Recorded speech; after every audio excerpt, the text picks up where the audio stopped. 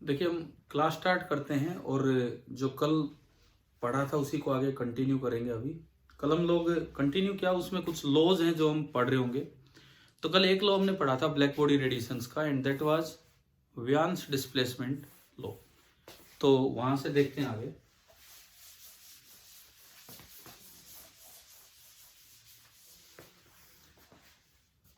एक बार मैं एक चीज रिपीट कर रहा हूं कि जो वियांस डिस्प्लेसमेंट लॉ था वो ये बताता है कि अगर एक हॉट बॉडी है किसी टेम्परेचर टी पे और उस हॉट बॉडी में से कुछ रेडिएशंस बाहर आ रही हैं, तो that is a mixture of waves, mixture of wavelengths. और वो ना कुछ इस तरह का पार्ट होता है। आप कभी जब मॉडर्न फिजिक्स में जाएंगे तो वहां पता लगता है कि असल में रेले जीन्स जो दो साइंटिस्ट थे उन्होंने एक ऐसा फॉर्मूला प्रिडिक्ट किया था कि ये ग्राफ यूं जाना चाहिए, लेकिन एक्सपेरिमेंटली पाया गया तो ये ग्राफ यूं जा रहा था। इसमें यहां क्या चीज है, वेवलेंथ, और यहां क्या चीज है, इंटेंसिटी। रेले और जीन्स ने जो फॉर्मूला प्रेडिक्ट किया उसके अकॉर्डिंग ग्राफ यूज आना था, ये एक्सपेरिमेंटली यूज आ रहा था। फिर प्लैंक ने एक गैस लगाई थी कि अगर मैं इस फॉर्मूले में ये चेंज कर दूं तो ये सही हो जाएगा, और वो हो गया। और प्लैंक वाली गैस जो फोटोन थ्योरी जब आइंस्टीन कही तो उसमें सही पाई गई, ये था। अभी हमें वो फॉर्मूले याद करने की जरूरत नहीं है, लेकिन इसमें एक चीज है कि ये वो पर्टिकुलर वेवलेंथ है, इसको लैम्डा एम से डिनोट करते हैं। M stands for maximum intensity. इसके कोरस्पॉन्डिंग जो इंटेंसिटी है that is maximum. Now this is the effective wavelength. मान लो कोई बॉडी टी टेम्परेचर पे है और ये उसका ग्राफ ऐसा है। तो हमने कल ये पढ़ा था कि अगर कोई डबल टेम्परेचर करोगे 2T, तो हर वेवलेंथ की इंटेंसिटी बढ़ जाएगी, हर वेवलेंथ की इंटेंसिटी बढ़ जाएगी, ग्राफ ऊपर शिफ्ट होगा। बट अगर आपने टेम्परेचर 2T किया, ग्राफ तो ऊपर गया, लेकिन वो वेवलेंथ जिसपे की इंटेंसिटी मैक्सिमम होनी थी वो आधी हो जाएगी। पहले अगर वो लैम्डा एम थी तो अब कितनी हो जाएगी, लैम्डा एम बाई 2। उसी बॉडी का आपने टेम्परेचर अगर 2T कर दिया तो हर वेव की आने वाली इंटेंसिटी बढ़ जाएगी, परंतु पहले जिस वेवलेंथ पे मैक्सिमम इंटेंसिटी मिल रही थी अब उससे आधी वेवलेंथ पे आपको मैक्सिमम इंटेंसिटी मिलेगी। और यहां से ये पाया गया था कि lambda M is inversely proportional to temperature, ठीक है। और फॉर ब्लैक बॉडी यहां पे एक वियांस कांस्टेंट आया था, इसको बोलते हैं Wien's displacement law. Lambda M was equal to B by T, और ये जो बी था फॉर अ ब्लैक बॉडी इसकी वैल्यू कितनी थी, 0.288 इन यूनिट सेंटीमीटर केल्विन। अगर आप यूनिट लेते हो सेंटीमीटर केल्विन तो उसमें ये है, which is nearly 0.29 centimetre kelvin. Now this is the Wien's constant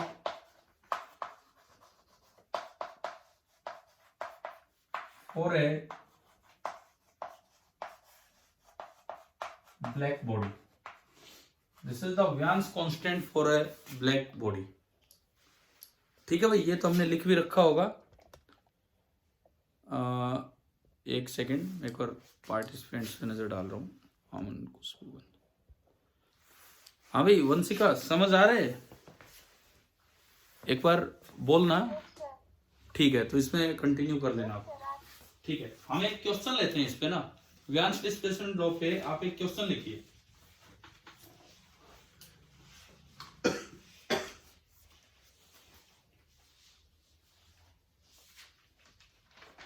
लिखो, लाइट फ्रॉम सन, एक सवाल में दे रहा हूं वो लिखना। Light from sun is found to have, light from sun is found to have maximum intensity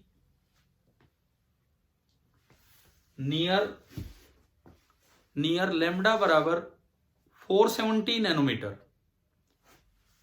maximum intensity near lambda बराबर 470 nanometre.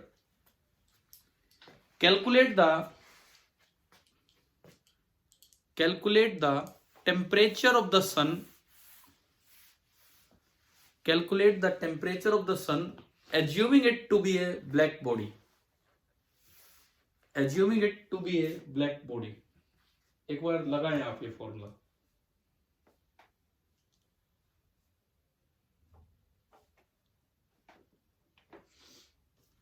ऐसा नहीं है कि ये तो एक न्यूमेरिकल है, ऐसा नहीं है कि जो ये तापमान देगा वही सन का, ये एक न्यूमेरिकल है जो आपको करना है सोल्व।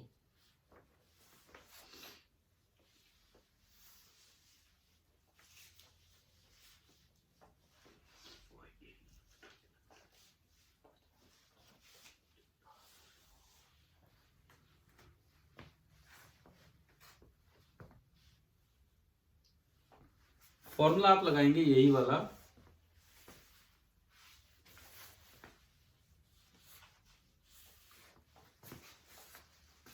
डस्टर कहाँ रख दिया, देखिए यही फॉर्मूला हम लगाएंगे। तो T is equal to B upon lambda M. मैंने B की वैल्यू पुट की, B आपका है 0.29 सेंटीमीटर केल्विन। लैम्बडा एम कितना दिया है, क्वेश्चन में कितना बोला था, 470 नैनोमीटर, 470 नैनोमीटर। पहले तो सेंटीमीटर नैनोमीटर दोनों को मीटर में बदल लो, तो ये आपका बनेगा 0.29 इंटू 10⁻⁻², मीटर से मीटर कट जाएगा, 470 इंटू 10⁻⁹, और ये जो आपका आंसर आएगा ये किस में आएगा, केल्विन में। अब अगर देखो 2 पावर ये रही, 2 पावर यहां से आई -4 और 1 पावर यहां से गई -5, तो ये 10 की पावर -5 कट जाएगा, -4 ऊपर जाके +4, यार है 29/47 और ये 10 की पावर 3, एक काट दी। देखना भी लगभग यही आएगा इसको कैलकुलेट करके, 29,000/47। इसका आंसर है 6130 केल्विन। तो अगर आप इसको सोल्व करेंगे तो ये आता होगा 6130 केल्विन, 6130 केल्विन।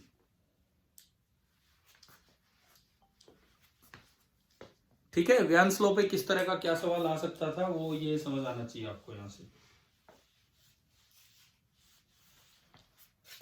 ठीक है, इसके बाद देखते हैं आगे।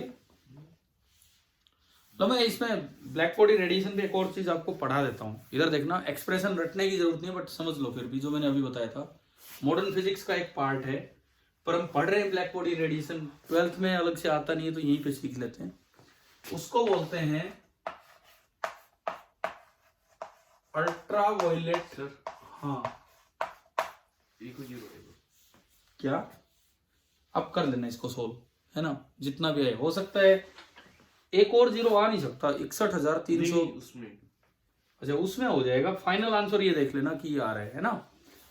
Next is ultraviolet catastrophe. इसी ब्लैक बॉडी रेडिएशन से जुड़ा एक पार्ट है अल्ट्रावायलेट कैटास्ट्रोफ।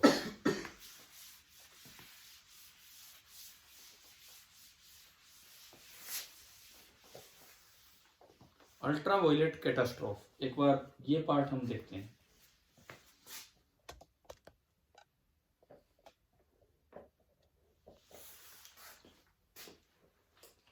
देखिए, 2 वैज्ञानिक थे,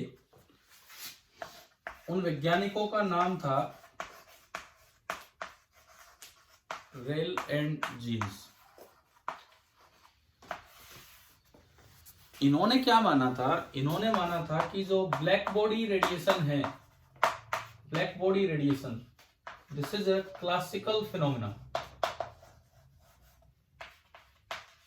क्लासिकल फिनोमिना का मतलब है कि लाइट जो है ना, लाइट वो कंटिन्यूस एनर्जी की फॉर्म में चलती है, वेव की फॉर्म में चलती है, ना कि क्वांटम पैकेट्स के रूप में एनर्जी बढ़ के नहीं चलती। हम 12th में सीखेंगे का मतलब ब्लैक बॉडी रेडिएशंस।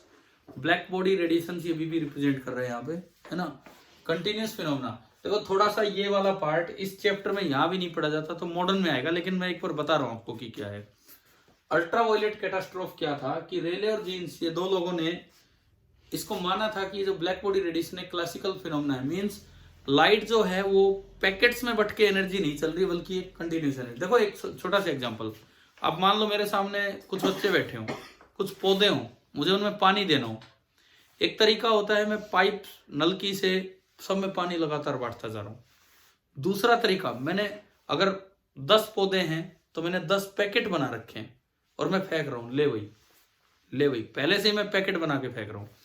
तो अगर लाइट इस तरह से जाती है तो वो क्वांटम फिनोमेना है, और अगर वो नलकी की तरह पानी बांट रहे तो वो कौन सा फिनोमेना है? क्लासिकल। पहले लोग मानते थे कि लाइट एक क्लासिकल फिनोमेना है, ठीक है। इसके अकॉर्डिंग उन लोगों ने कोई एक एक्सप्रेशन दिया,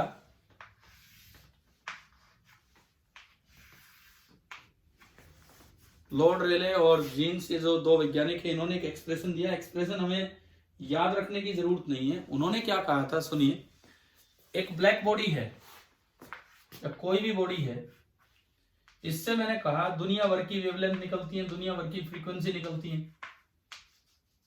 ये जो ब्लैक बॉडी है इससे दुनिया भर की वेवलेंथ, दुनिया भर की फ्रीक्वेंसीज बाहर निकल रही है।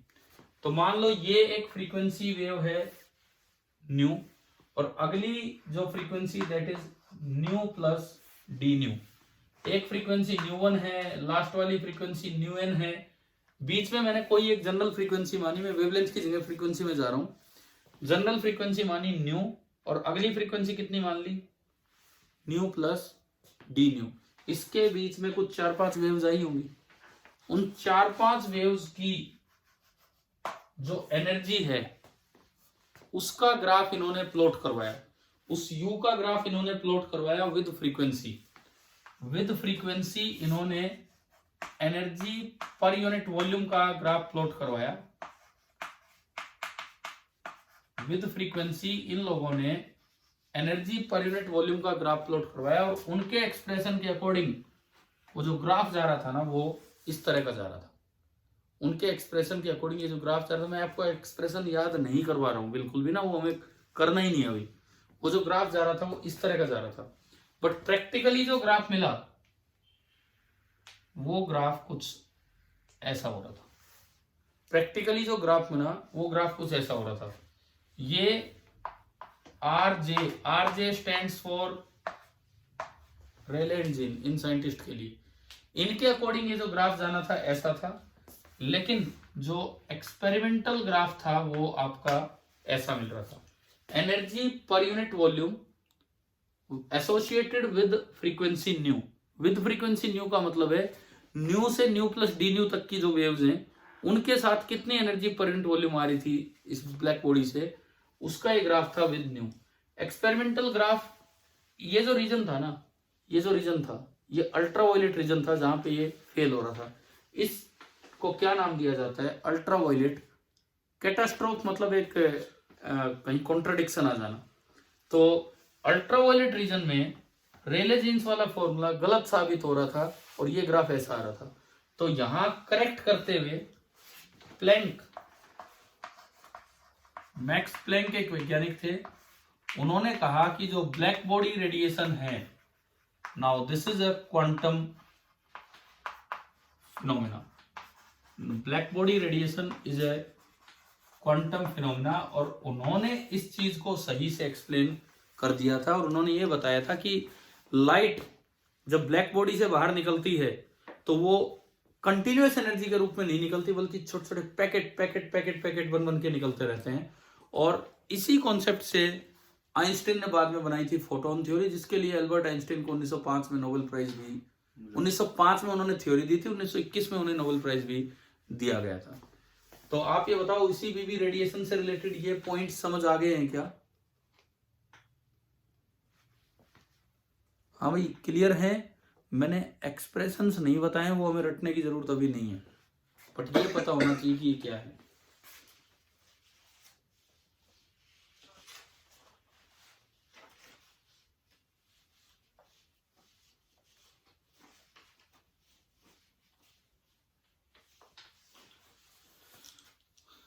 अब हम चलते हैं, इसमें आगे बढ़ते हैं, अगर आपने नोट कर लिया हो तो।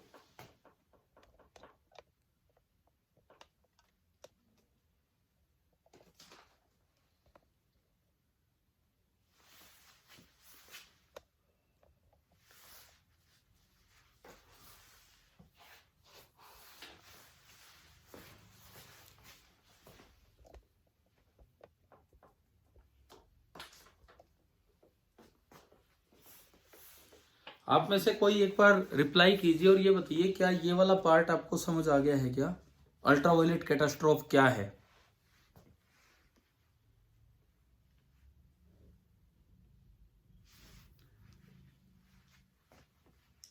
हाँ जी, इसमें क्या वीवी टाइप में नहीं, ठीक है, न्यू है ये, न्यू। मैं एक बार दोबारा से बता देता हूं कि किसका किसके साथ ग्राफ है। ब्लैक बॉडी रेडिएशंस जो होती हैं, दैट इज मैं एक बार रिपीट करता हूं, एक चीज रिपीट करता हूं, सुनिए। Black body radiations is a mixture of waves, mixture of waves, उन सब की डिफरेंट डिफरेंट फ्रीक्वेंसीज है। कल तक हम वेवलेंथ की बात कर रहे थे, आज फ्रीक्वेंसी की बात कर रहे हैं। कोई फ्रीक्वेंसी न्यू 1, कोई न्यू n, बीच की कोई फ्रीक्वेंसी न्यू है, उससे जस्ट अगली फ्रीक्वेंसी है न्यू प्लस डी न्यू। तो न्यू फ्रीक्वेंसी के साथ associated energy per unit volume को जब प्लॉट किया गया कि भाई न्यू 1 की इतनी, न्यू n की इतनी, न्यू की इतनी, इसकी इतनी, तो जब ये ग्राफ प्लॉट किया गया, एक फॉर्मूला दिया था रेले और जीन्स ने, उस फॉर्मूले का जब ग्राफ प्लॉट कर रहे थे तो वो ऐसा जा रहा था विद न्यू। मतलब जैसे जैसे न्यू बढ़ेगा एनर्जी पर यूनिट वॉल्यूम उसकी बढ़नी भी चाहिए। लेकिन जब एक्सपेरिमेंटली चीजें मेजर हुई तो पता लगा ये फॉर्मूला यहाँ नीचे जा रहा है, और ये जो रीजन था ये अल्ट्रावायलेट फ्रीक्वेंसी वाली रीजन थी, अल्ट्रावायलेट रेंज, तो वहां पे फेल हो गया फॉर्मूला। इसको बोलते हैं अल्ट्रावायलेट कैटास्ट्रोफ। जब आप थोड़ी सी और बड़ी क्लास में आएंगे तो आप फॉर्मूले भी जानेंगे कि इसका क्या फॉर्मूला था, और फिर मैक्स प्लैंक ने करेक्शन क्या किया। पहली बार मैक्स प्लैंक ने सोचा कि लाइट को इस तरह भेजो कि वो पैकेट्स में चले, फैली भी ना चले, पैकेट्स बन बन के जा रहे हैं एनर्जी के, और एक पैकेट को एक क्वांटम बोल दिया जाता है, और एक पैकेट की एनर्जी एच न्यू, कभी आपने केमिस्ट्री में सुनी है केमिस्ट्री में, ई बराबर एच न्यू टाइप फॉर्मूला। तो वो एक पैकेट की एनर्जी होती है, पूरी लाइट की नहीं, और वो फॉर्मूला प्लैंक ने दिया था, और वो एच, इसीलिए एच को क्या बोलते हैं हम, प्लैंक्स कांस्टेंट, मैक्स प्लैंक के नाम पे। तो वो जो अब पता नहीं आप वहां क्या पढ़ के आते हो, किस तरह पूरी लाइट की एनर्जी नहीं है वो उस लाइट के एक पैकेट की एनर्जी होती है। प्लैंक ने अपने फॉर्मूले में चेंज किया एंड देन ये एक्सप्रेशन सही चला गया था इसके अकॉर्डिंग। तो मुझे लगता है अल्ट्रावायलेट कैटास्ट्रोफ क्लियर हो गया। चलिए अब थोड़ा नेक्स्ट पे चलते हैं।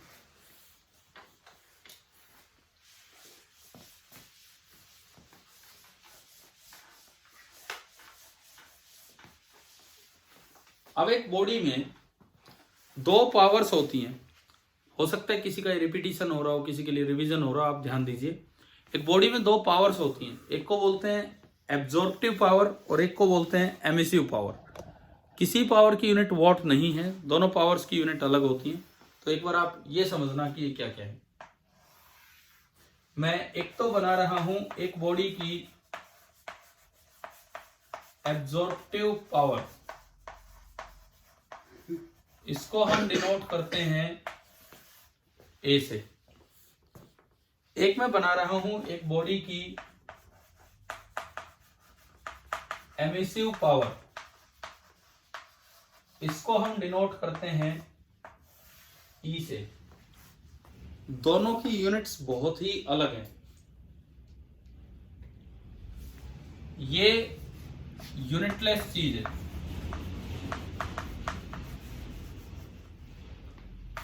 और इसकी जो एसआई यूनिट बनेगी जूल पर सेकंड मीटर स्क्वायर स्टेरेडियन। ये सॉलिड एंगल की एक यूनिट होती थी, कभी एक रेडियन प्लेन एंगल की यूनिट होती है और सॉलिड एंगल की यूनिट होती है स्टेरेडियन। जूल पर second meter square and steradian, दोनों में डिफरेंस सुनिए। एब्जॉर्प्टिव पावर, ये कोई बॉडी है, आपने इस पे कोई लाइट एनर्जी एब्जॉर्ब इंसिडेंट की, क्यू इंसिडेंट, आपने इस पे कोई लाइट एनर्जी इंसिडेंट की, उसके तीन हिस्से हो जाने हैं, हम पढ़ चुके हैं। कुछ पार्ट रिफ्लेक्ट होता है, कुछ पार्ट ट्रांसमिट होता है, लेकिन कुछ पार्ट इसी के अंदर एब्जॉर्ब हो जाता है, कुछ पार्ट इसी के अंदर एब्जॉर्ब हो जाता है। तो जो एब्जॉर्प्टिव पावर है that was the coefficient of absorption, इसी को कहते हैं absorptive power. And absorptive power is equal to Q A upon Q in. Absorptive power is equal to Q A upon Q in, इसको बोल दिया जाता है एब्जॉर्प्टिव पावर। अब मैं बात करूं एमिसिव पावर की, और ये दिख रहा है कि जूल अपॉन जूल होने से ये यूनिटलेस हो चुकी है। अब मैं बात करता हूं एमिसिव पावर की। ये आपने कोई बॉडी ली, एमिशन एक बॉडी की अपनी इंटरनल प्रॉपर्टी है। एब्जॉर्प्शन तो डिपेंड करेगा जब बाहर से कोई एनर्जी आई, रिफ्लेक्शन, ट्रांसमिशन, एब्जॉर्प्शन इन्हीं बातों पर डिपेंड करता है कि बाहर से कोई एनर्जी आई कि नहीं आई। एमिशन, बाहर से कोई एनर्जी आए ना आए, बॉडी अपने टेम्परेचर के कारण अपने आप रेज एमिट करती है। सपोज बॉडी का टेम्परेचर है T, किसी भी T टेम्परेचर पे बॉडी है तो अपने आप रेज एमिट करेगी। अब इसका क्या मतलब है सुनिए, आपने इसके ऊपर कोई एक एरिया लिया, कोई एक छोटा सा एरिया लिया, let this area be A, और आपने यहां से कोन बना दिया, कोन, और इस कोन में जो सॉलिड एंगल है, कभी आपने बहुत शुरू में ऐसा यूनिट्स के टाइम वगैरह पढ़ा हो, let this solid angle be omega, ये सिंबल होता था सॉलिड एंगल का। किसी ए एरिया से परपेंडिकुलर डायरेक्शन में आपने एक एंगल लिया, सॉलिड एंगल ओमेगा, और अब आप पर यूनिट टाइम वहां से जो एनर्जी निकल के जा रही है वो मेजर कर रहे हो। इसमें से निकलने वाली एनर्जी U है, U is the energy emitted पर यूनिट टाइम। ये कोई बॉडी है जिसका टेम्परेचर है T, इसके किसी ए एरिया में से नॉर्मल डायरेक्शन में एक सॉलिड एंगल ओमेगा का कोन आपने बनाया, और उसमें से पर यूनिट टाइम अगर U एनर्जी निकल के जा रही है तो जो एमिसिव पावर होगी, emissive power this is equal to energy emitted पर यूनिट टाइम, पर यूनिट एरिया, पर यूनिट सॉलिड एंगल, इसको बोलते हैं एमिसिव पावर। अच्छा, कोई बच्चा इसको ऐसे भी डिफाइन कर सकता है, इधर देखिए, आपने अगर ये लिख लिया हो तो मैं इसी में चेंज करता हूं। अगर कोई बच्चा इसको कहे कि जो कैपिटल U से मैं कहूं capital U, energy emitted in time T, मान लो कैपिटल U आप बोलते हैं energy emitted in time T, तो एनर्जी एमिटेड पर यूनिट टाइम कितना हो जाएगा, U बाई T। समझ गए हो? अगर एनर्जी पर यूनिट टाइम को स्मॉल u बोलते हो तो खाली वही ले लो, और अगर T टाइम में टोटल जो एनर्जी एमिट हुई है दैट इज कैपिटल U, तो एनर्जी एमिटेड पर unit time U by T, energy emitted पर यूनिट टाइम, पर यूनिट एरिया, पर unit solid angle, that is called emissive power. और इसकी यूनिट क्या बनेगी, देखिए ये एनर्जी है, एनर्जी की यूनिट जूल, टाइम की यूनिट सेकंड, एरिया की unit metre square, solid angle की यूनिट स्टेरेडियन। तो ये आपकी दो टर्म्स होती हैं, दोनों आप ध्यान से देख लीजिए।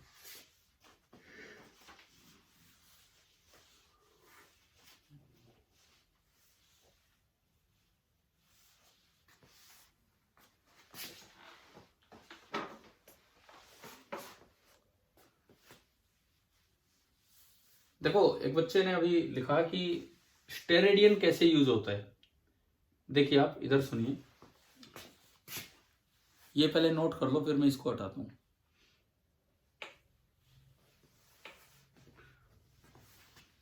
इधर वाले पार्ट में दिखाता हूं आपको।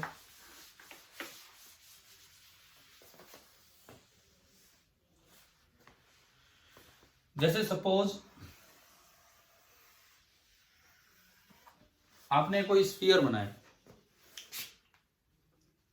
सेंटर पे कोई सोर्स है, सपोज मुझे ये एंगल निकालना है, कि भाई ये जो एंगल है, ये एंगल कितना सॉलिड एंगल है। ये जो एरिया है, ये जो एरिया ऑफ द स्फीयर इस कोन के अंदर आया होगा, let this area be S. Cone के अंदर जो एरिया आया होगा, let this area be S. Radius of the cone means radius of the sphere हमने माना कितना है, आर।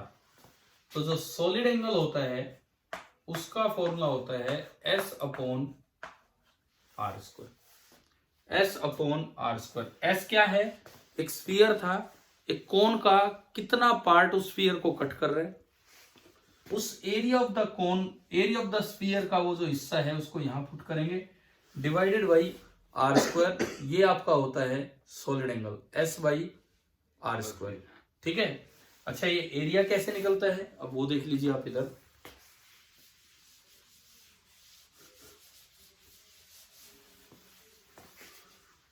जैसे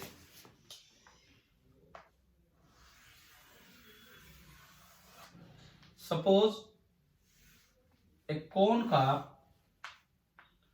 ये इतना सा नीचे नीचे का हमें एरिया चाहिए। ये जो कोन का ये जो एरिया बना है नीचे, इधर भी और पीछे भी, ये कटोरी सी बनी है, इस कटोरी का एरिया चाहिए। ठीक है। तो ये देखिए, ये जो सॉलिड एंगल है यही हम निकालना सीख रहे हैं यहाँ पे। Let semi vertex angle be theta. ये जो छोटा सा पार्ट है इसका सेमी वर्टेक्स एंगल, तो ये एरिया कैसे निकलेगा उस पर मैं आ रहा हूं। रेडियस कितना है, आर। ठीक है। तो जो ये पार्ट का एरिया होता है, यूं बताओ एक स्फीयर का टोटल एरिया क्या होता है, 4 पाई आर स्क्वायर। हेमिस्फीयर का एरिया क्या होता है, 2 पाई आर स्क्वायर। पूरे स्फीयर का 4 पाई आर स्क्वायर। हेमिस्फीयर का एरिया केवल curved surface area 2 pi R square. मुझे इतने से पार्ट का एरिया चाहिए, ये एस हुआ करता है। इधर सुनिए, अगर इतने पार्ट का सेमी वर्टेक्स एंगल थीटा है, आधा vertex angle, this is the plane angle, this is the plane angle, तो ये फॉर्मूला होता है S 2 pi R square into 1 minus cos theta. ये पहली बात आप फॉर्मूला याद रखें कि एक प्लेन एंगल थीटा वाला सेमी वर्टेक्स पार्ट आपने लिया तो उसका जो एरिया होता है वो ये होता है। अब इस कोण में ये जो सॉलिड एंगल बनेगा, इस कोण में ये जो अंदर सॉलिड एंगल बनेगा ओमेगा, क्या फॉर्मूला है ओमेगा का, S by R square. R square से आर स्क्वायर कैंसिल हो गया और ये आया 2 pi into 1 minus cos theta. यानी कि अगर कहीं प्लेन एंगल थीटा है तो उस पार्ट में, ये सेमी एंगल थीटा है तो उस पार्ट का सॉलिड एंगल क्या होगा, 2 pi into 1 minus cos theta. पहले मैं आपको एक बार ये फॉर्मूला कंफर्म करवाता हूं। देखिए, अगर मैं थीटा 90 ले लूं, अगर मैं थीटा 90 कर दूं तो ये एक हेमिस्फीयर बन गया। थीटा 90 रखो इसमें, कोस 90 तो कितना एरिया आया हेमिस्फीयर का, 2 पाई आर स्क्वायर। अगर मैं थीटा 180 कर दूं, थीटा 180 तो उधर भी जाएगा 180 और पूरा स्फीयर बनेगा। देखते हैं पूरे स्फीयर का एरिया आ रहा है क्या। थीटा 180 रखो इसमें, कोस 180 माइनस 1, 1 माइनस माइनस 1 2, तो ये आपका कितना हो गया 4 पाई आर स्क्वायर। तो पहली बात, एक पार्ट का एरिया कैसे निकलता है, ऐसे निकलता है, और फिर उससे सॉलिड एंगल कैसे निकलता है, ऐसे निकलता है। तो हमारे पास एक रिलेशन आ गया, सॉलिड एंगल इतना होगा अगर हाफ प्लेन एंगल ये है। तो क्या हमें निकालना आ गया है सॉलिड एंगल किस तरह से निकलेगा। ठीक है। ये कभी स्टार्टिंग में भी ये चीजें बच्चे सीखते हैं, जब स्टार्टिंग में ये चीजें आती, नोट करना है तो आप ये कर सकते हैं कि to determine the solid angle from a plane angle, ये तरीका था। To determine the solid angle from a plane angle, ये मेथड है, आप इससे नोट कर लीजिए।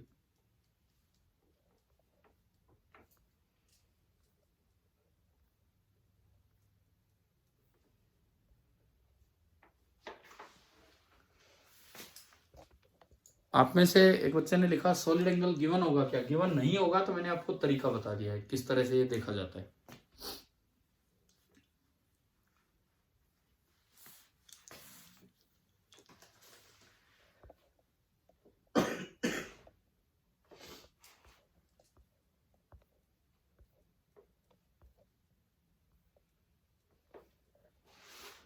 आप में से एक भी बच्चा वीडियो तो ऑन करता ही नहीं है।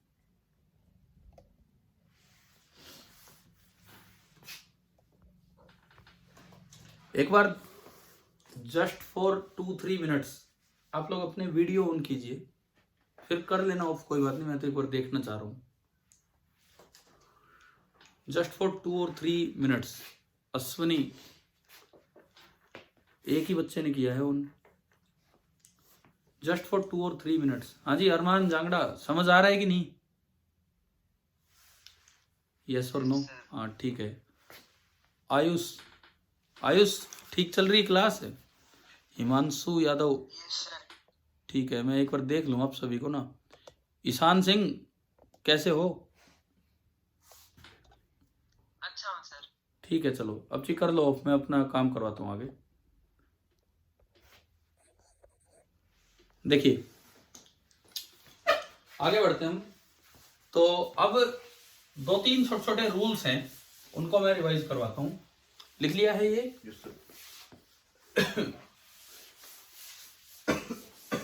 2-3 छोटे छोटे रूल्स हैं और मैं एक बार वो तीनों कंप्लीट करने की कोशिश करता हूँ, जितना भी हो पाएगा देखते हैं। इधर देखिए क्या क्या है वो रूल। सबसे पहला रूल आता है किरचॉफ्स लॉ।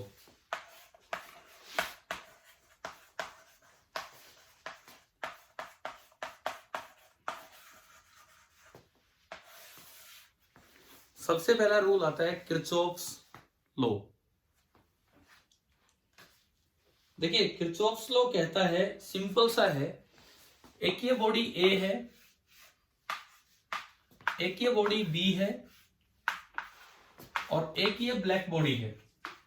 बहुत ही छोटा सा रूल है। तीनों का टेम्परेचर सेम है, तीनों का टेम्परेचर सेम है T। तो किरचॉफ्स लॉ कहता है कि तीनों बॉडीज का emissive power upon absorptive power का रेशियो तीनों के लिए सेम होगा एट अ गिवन टेम्परेचर। अगर तीनों बॉडीज का टेम्परेचर सेम है, अगर तीनों बॉडीज का टेम्परेचर सेम है तो emissive power of A upon absorptive power of A is same as emissive power of B upon absorptive power of B is same as emissive power of black body upon absorptive power of black body and that is 1। हमने पढ़ा है कि black body की absorptive power 1 होती है, तो वहां से बन गया। बस कंडीशन क्या है कि तीनों बॉडीज का टेम्परेचर क्या होना चाहिए? सेम होना चाहिए। ये सिंपल सा रूल आपका किरचॉफ्स लॉ होता है। और इस रूल से ये पता लगा था गुड एब्जॉर्बर्स और also very good emitters. E/A same होने का मतलब ये है, देखो A और B को मैं कंपेयर करूं, सपोज A एक बैड एब्जॉर्बर है, सपोज A एक बैड एब्जॉर्बर है और B एक गुड एब्जॉर्बर है। दोनों का टेम्परेचर सेम है। बैड एब्जॉर्बर का मतलब इसकी एब्जॉर्प्शन पावर कम है, गुड एब्जॉर्बर मतलब इसकी एब्जॉर्प्शन पावर ज्यादा है। लेकिन E/A दोनों का सेम है, तो जिसका A कम है उसका E भी कम होगा, जिसका A ज्यादा है उसका E भी ज्यादा होगा। देखो एक गुड एब्जॉर्बर है, A ज्यादा है तो E को ज्यादा होना पड़ेगा, तभी E/A दोनों का सेम होगा। तो किरचॉफ्स लॉ से एक पार्ट में ये मिला था कि good absorbers are also good emitters. It means a black body which is a perfect absorber is also a perfect emitter. A black body is a very good emitter. Black body is a very very good emitter. ये आपका होता है Kirchhoff's law. इससे निष्कर्ष लिख लेना, good absorbers are also good emitters. अगर ये मीटिंग बीच में ऑफ हो जाए तो थोड़ी देर 10 से 15 मिनट के लिए अगर ऑफ हो जाए तो उसी लिंक से आप दोबारा ज्वाइन कर लेना, मैं रीस्टार्ट कर दूंगा। ठीक है, मैं लॉज एक बार बता ही देता हूँ। तो नहीं किया। देखिए मैं एक बार इसको रिपीट करता हूं। दो बॉडीज मैंने लिए ए और बी। ए बैड एब्जॉर्बर है, बी गुड एब्जॉर्बर है। ब्लैक बॉडी तो वेरी वेरी गुड एब्जॉर्बर है। रूल कहता है कि emissive power upon absorptive power का रेशियो उन सभी बॉडीज के लिए सेम होगा जिनका टेम्परेचर एक ही है। मैंने 3 बॉडी T टेम्परेचर पे ली तो तीनों का ये है किरचॉफ्स लॉ। अब मैं एक बार इन पे आता हूं। मान लो ए बेड एब्जॉर्बर है तो ए का स्मॉल ए कम होगा, बी का स्मॉल ए ज्यादा होगा, लेकिन ई बाई ए दोनों का सेम होना है। इट मींस जिसका ए कम है उसका ई भी कम होगा, और जिसका ए ज्यादा है उसका ई भी ज्यादा होगा, तभी तो रेशियो क्या हो सकता है, सेम। भाई मान लो एक रेशियो है, सपोज एक छोटा सा रेशियो है 12/6, रेशियो 2 है, ठीक है। अब उस पे मैं गया, मान लो नीचे उस पे हो गया 18, और रेशियो सेम है तो ऊपर वाला भी कितना हो जाएगा 36, यानी कि अगर ए ज्यादा है तो ई को भी ज्यादा होना पड़ेगा। This is Kirchhoff's law. Kirchhoff's law समझ आ गया होगा, और इसका निष्कर्ष भी समझ आ गया होगा कि good absorbers are also good emitters and a black body is a very good emitter. क्या ये समझ आ गया किरचॉफ्स लॉ? चलिए नेक्स्ट लॉ पे चलते हैं, that is Stefan Boltzmann law.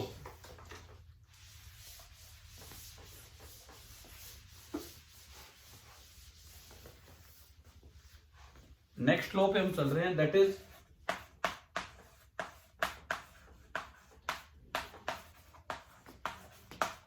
Stephen Boltzmann law. Stefan ने ये रूल एक्सपेरिमेंट कर करके निकाला था, एक्सपेरिमेंटली। वही रूल अलग से बोल्ट्जमैन ने प्रूव किया था बाद में थियोरेटिकली। स्टैटिस्टिकल फिजिक्स होती है, स्टैटिस्टिकल मैकेनिक्स होती है, उससे बोल्ट्जमैन ने इस रूल को प्रूव किया था। वो प्रूफ नहीं है हमारे सिलेबस में ना, कुछ भी हो तो बीएससी वाले बच्चे करते हैं, तो इसको बोलते हैं स्टीफन बोल्ट्जमैन लॉ। और आज की क्लास के बाद ये एचसीवी वाला जो असाइनमेंट है पूरा ट्राई कर लो, मैंने कंप्लीट सॉल्यूशन आपको सेंड भी किया है, दोबारा सेंड कर दूंगा, और वो एक एक क्वेश्चन आप ट्राई कर लीजिए। स्टीफन बोल्ट्जमैन लॉ क्या कहता है? स्टीफन बोल्ट्जमैन लॉ, इस पे हम चलते हैं। देखिए ये कोई एक ब्लैक बॉडी है,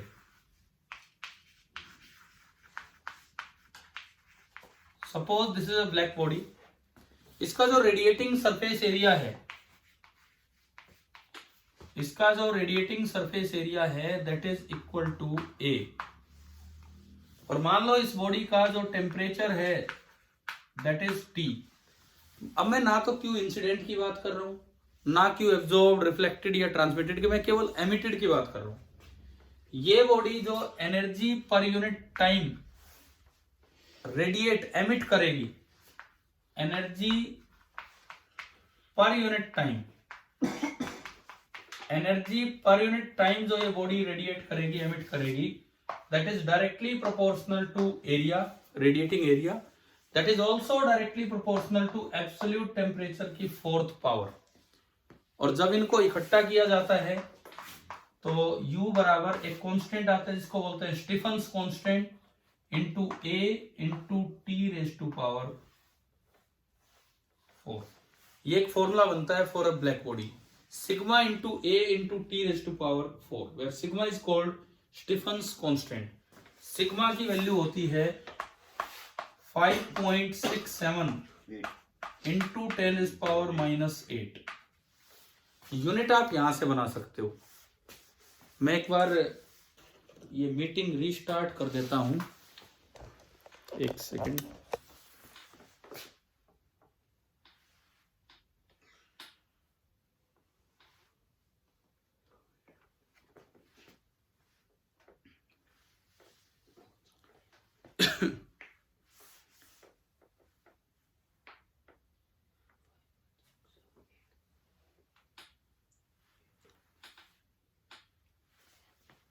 हम कंटिन्यू करते हैं भाई उसी चीज को ना।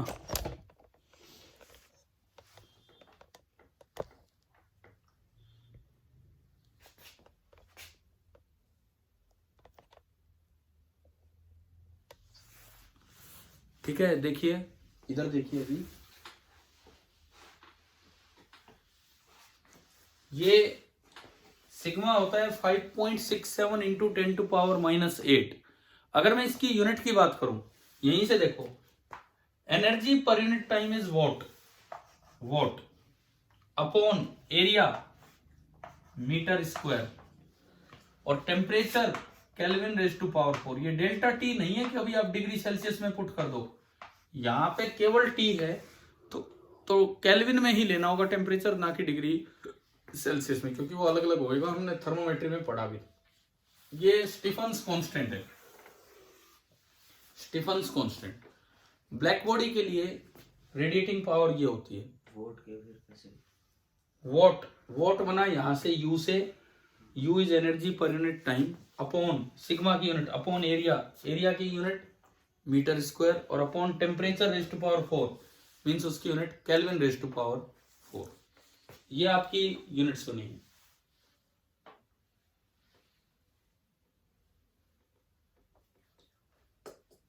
अच्छा, अगर ब्लैक बॉडी के अलावा कोई और चीज आ जाए जो इतना अच्छा एमिटर नहीं है, तो उसके लिए एमिशन इससे थोड़ा सा कम होगा। ये हमने फॉर्मूला लिख लिया है। ब्लैक बॉडी की जगह अगर आप कोई एनी अदर बॉडी लेते हैं,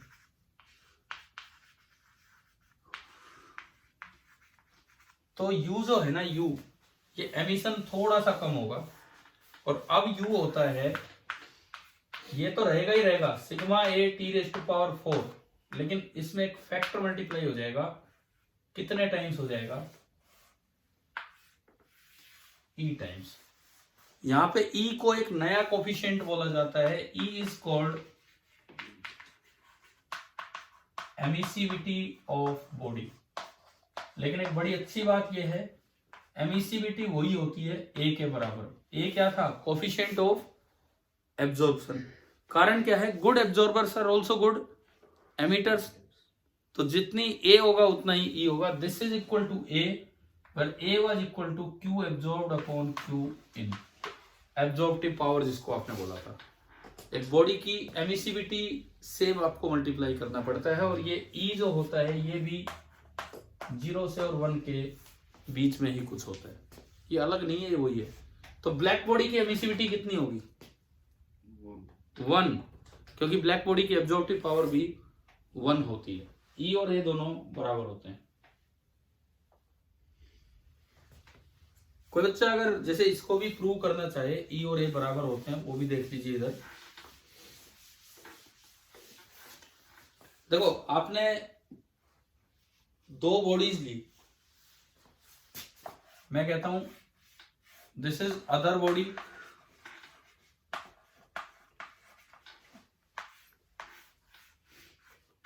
and now this is black body. Temperature दोनों का T है, टेम्परेचर दोनों का T है। तो हम ये जानते हैं, किरचॉफ्स लॉ कहता है कि emission of other body, emission of other body, emissive power upon absorptive power of other body, this is equal to emissive power of black body upon absorptive power of black body. ये मैंने simply इसके लिए ई और ए लिख दिए हैं, और ये इसके लिए किरचॉफ्स रूल आपने लगाया। इसमें मैं एक बार फॉर्मूले पुट करता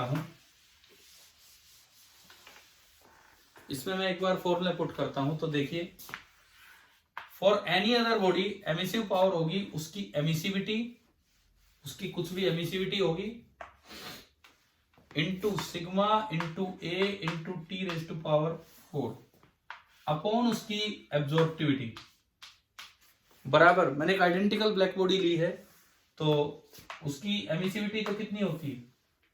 1। सिग्मा ए सेम टेम्परेचर पे लिया है, और ब्लैक बॉडी की एब्जॉर्बिटिविटी भी कितनी होती है? 1। यहां से दोनों कैंसिल हो गए, यानी कि E इज इक्वल टू ए। तो किसी बॉडी की एमिसिविटी वही होती है जो उस बॉडी की क्या होती है? Absorptive power, coefficient of absorption. ठीक है, समझ आ रहा है यहां तक? ये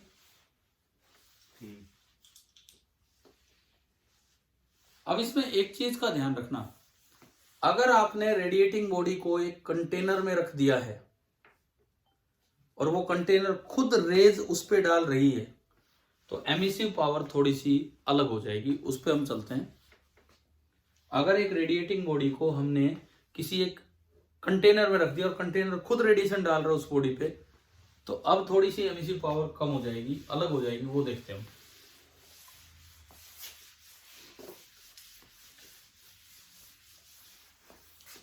देखिए ये उसकी यूनिट क्या है?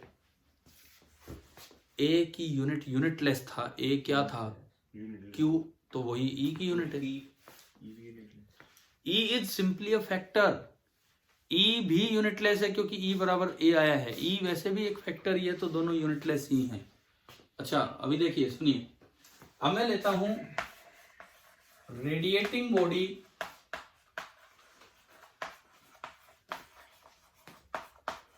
kept in a container.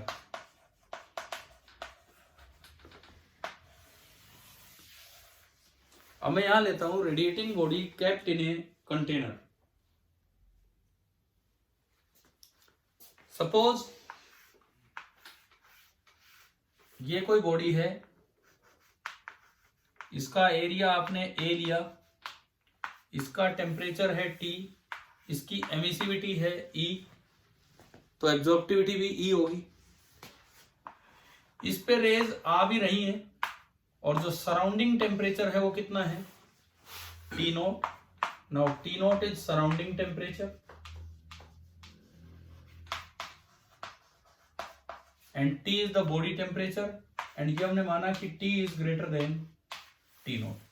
तो ये खुद भी एमिट कर रहा होगा, लेकिन कुछ पार्ट आने वाली लाइट का एब्जॉर्ब भी कर रहा होगा। अब जो इसका टोटल यू एमिटेड बनेगी, नेट यू एमिटेड बनेगी, नेट यू एमिटेड वो होती है, इसने खुद तो एमिट किया होगा E sigma A T raise to power 4 minus जो इसने एब्जॉर्ब किया होता है that is A sigma A T not raise to power 4। इतना पार्ट इसने एमिट कर दिया और इतना पार्ट इसने एब्जॉर्ब कर लिया। तो जो यू नेट बनेगा, एनर्जी पर यूनिट टाइम, जो इसने नेट, देखो ई और ए दोनों सेम होते हैं, हमने पढ़ा कि ई और ए सेम होते हैं, तो मैंने ई कॉमन ले लिया, सिग्मा भी कॉमन ले लिया, ए, और ये अंदर बचेगा T raise to power 4 minus अगर कहीं टेम्परेचर का जिक्र कर रखा हो तो आप इसको इस तरीके से देखेंगे T raise to power 4 minus T not raise to power 4। अगर कहीं सराउंडिंग के टेम्परेचर का जिक्र है तो यू नेट एमिटेड ये लिखा जाएगा। सराउंडिंग का जिक्र नहीं है तो U net emitted simply E sigma A into T raise to power 4 ये है।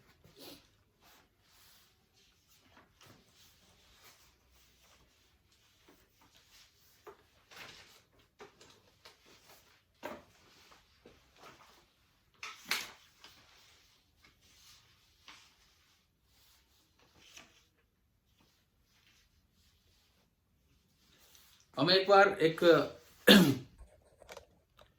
आखिरी रूल की तरफ चल रहा हूं इसमें, फिर आगे कल देखते हैं इसमें थोड़ा बहुत और। आखिरी जो रूल है that is Newton's law of cooling. ये तो हटा दिया। कुछ नहीं भाई, यूज होता है। That is Newton's law of cooling. Advance ने अपने सिलेबस में से एक भी टॉपिक नहीं हटाया, बिल्कुल भी। कुछ टॉपिक कटे थे, जेई मेन से कटे थे, एडवांस से बिल्कुल नहीं कटे। Newton's law of cooling. Newton ने क्या बताया? न्यूटन, देखो इस लाइन में भी न्यूटन का नाम है। न्यूटन ने बताया कि अगर ये कोई बॉडी एट टेम्परेचर टी है, now this is a body at temperature T, ये कोई बॉडी है एट टेम्परेचर टी और सराउंडिंग टेम्परेचर कुछ टीएस है। सराउंडिंग टेम्परेचर हमने बोला टी सराउंडिंग, ये इसका टेम्परेचर है एट टाइम टी, एंड ये जो टी है this is greater than TS. तो बॉडी धीरे धीरे ठंडी होगी। मान लो एक इंस्टेंट के बाद अब मैं पहुंचा at time T plus D T, at time T plus D T. Suppose इस बॉडी का टेम्परेचर हो गया टी प्लस डी टी, ये बॉडी ठंडी होने लग रही है, तो बताओ टेम्परेचर कम हो रहा है कि टेम्परेचर ज्यादा हो रहा है? कम। dt पॉजिटिव होगा या dt नेगेटिव होगा? Since the temperature is decreasing, so dt will be negative, क्योंकि टेम्परेचर कम हो रहा है। तो अगर मैं लिखूं रेट ऑफ कूलिंग, तो रेट ऑफ कूलिंग होगा change in temperature per unit change in time, परंतु एक माइनस और लगाना पड़ेगा क्योंकि टाइम तो बढ़ रहा है, dt तो पॉजिटिव है, लेकिन टेम्परेचर कम हो रहा है, तो डी कैपिटल टी नेगेटिव है, रेट ऑफ कूलिंग पॉजिटिव क्योंकि असल में ठंडा हो रहा है, उसको माइनस लगा के हमने प्लस बनाया है। तो न्यूटन जी ने ये कहा था कि ये जो रेट ऑफ कूलिंग है, rate of cooling, this is directly proportional to the temperature difference of the body and the surrounding. This is directly proportional to T minus Ts. This is Newton's law of cooling. बाद में Stephen Boltzmann law से derive भी हो गया था, हमें वो करने की जरूरत नहीं है। यहां से आया minus dt by dt. This is some constant times T minus Ts. This is exact Newton's law of cooling. This is exact Newton's law of cooling. अब मैं एक इसकी अप्रोक्सीमेट फॉर्म बता रहा हूं जिसपे फिर सवाल कल भी शाम को उसी समय मिलेंगे और नियरली जो टाइम आपको दिया था उसी समय, और उसमें सीख रहे होंगे कुछ क्वेश्चंस, बट मैं एक इसका अप्रोक्सीमेट वर्जन बता रहा हूं किस तरह से न्यूमेरिकल्स में सिंपली ये यूज होगा। तो approximate form of Newton's law of cooling वो हम बनाते हैं। देखिए अप्रोक्सीमेट फॉर्म बनाते हैं न्यूटन्स लॉ ऑफ कूलिंग की। मान लो एक बॉडी का इनिशियल टेम्परेचर है T1, surrounding temperature is Ts। Now this is a high temperature. थोड़ी देर के बाद फाइनल टेम्परेचर हो गया है, फाइनल नहीं अभी वो ठंडा हो रहा है, T2। और मान लो यहां से यहां आने में जो टाइम इंटरवल लगा that is delta T. Delta T time में इसका टेम्परेचर T1 से T2 गिरा और सराउंडिंग का टेम्परेचर तो कम है, Ts है। तो यहां जो रेट ऑफ कूलिंग है, रेट ऑफ कूलिंग जिसको आप माइनस dt बाई dt बोल रहे हो, वो कैसे लिखना होता है? Fall in temperature upon time taken. तो fall in temperature is T1 minus T2 upon time taken delta T. Fall in temperature is T1 minus T2 upon time taken, that is delta T. This will be equal to some constant times temperature difference between system and surrounding. अब दिक्कत क्या आती है बच्चे को, यार surrounding का तो फिक्स है टेम्परेचर, सिस्टम का क्या लें, T1 ले या T2 ले? तो ऐसे में आपको लेना होता है एवरेज T माइनस Ts। देखो उस इक्वेशन से जाओगे, इंटीग्रेशन करके सवाल सोल्व होगा, कैलकुलेशन मुश्किल होंगी, ई की पावर में जाएगा, यहां से सिंपल अलजेब्रा से सोल्व हो जाएगा। T1 minus T2, this is the fall in temperature per unit time, this is the rate of fall of temperature, rate of cooling, this is some constant times temperature of system minus temperature of surrounding। अब system का temperature average T लेना है, average T क्या होगा? देखो initial T1 था, थोड़ी देर बाद T2 था, तो एवरेज T आप क्या लोगे? T1 plus T2 by 2। Average T आप लोगे T1 प्लस T2 बाई 2। तो ये कुछ चीजें, कुछ बातें शायद हमें समझ में आई होंगी। कुछ बच्चों ने जो भी कुछ मिस किया हुआ था यहाँ देख सकते हैं क्या है क्या नहीं। कल शाम को एक और क्लास, देखो HCV सॉल्यूशन मैंने आपको प्रॉपर सेंड कर दिया, वहां से सीखना आपको। कल शाम को कुछ और न्यूमेरिकल्स लेंगे इसी पे, रेडिएशन और कंडक्शन और इन्हीं चीजों पे, कुछ न्यूटन्स लॉ ऑफ कूलिंग पे, कुछ कंडक्शन पे, और उसके साथ फिर हम क्या लिखा है आपने, मैं पढ़ लेता हूं।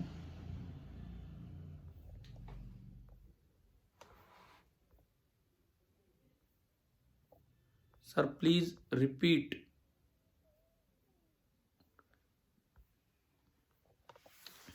नहीं अब मैं नहीं कर रहा हूं रिपीट, लो कर देता हूं एक बार। हमने ये कहा कि अगर मान लो किसी बॉडी का टेम्परेचर T1 है, थोड़ी देर बाद उसका टेम्परेचर T2 हो गया है। अभी T1 भी सराउंडिंग के टेम्परेचर से ज्यादा है और T2 भी सराउंडिंग के टेम्परेचर से ज्यादा है, और इतने से इतने आने में उसको टाइम कितना लगा, डेल्टा टी। तो इस इक्वेशन को कैसे लिखते हैं, इस इक्वेशन को, इसकी जगह तो आएगा फॉल इन टेम्परेचर पर unit time, T1 minus T2 upon delta T बराबर K times T minus TS। TS तो फिक्स है, T कैसे लेना है, average temperature of system T1 plus T2 upon 2 minus क्या कर देना है आपको, TS। कल एक बार इसको फिर से यूज कर लेंगे शाम को इसी समय। ठीक है भाई, आज की क्लास में ऑफ करता हूं। ठीक है, आप कीजिए अपना काम, सोल्व कीजिए उसको। Thank you.